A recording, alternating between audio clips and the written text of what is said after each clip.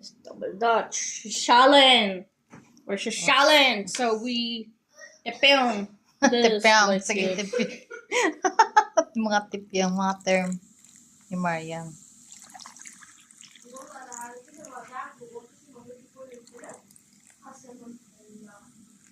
This is tonic water, guys. Hindi, Ang lasa? Indian.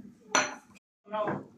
Ate Patom, gusto mo ng syrup? You can put for yourself. You don't need to. So, squeeze ko na lang Yeah. to. Squeezy, lemon squeezy. You know why this has become my favorite? I will tell you. Why?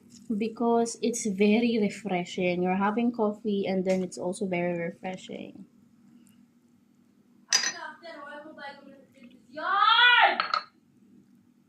Ito na lang sa'yo amo because mas matapang to.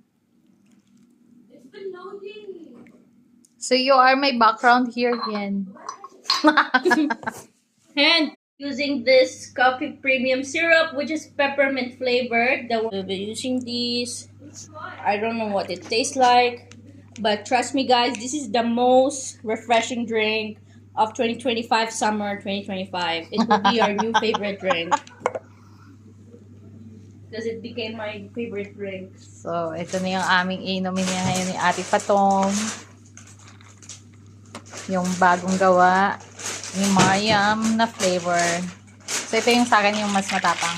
Ay, meron dito? Oo. Kakain next, ano nila? Why? You treat me? What you will do, Terte? Hindi ako magdayo ko ng pagkain. Hindi ko panty.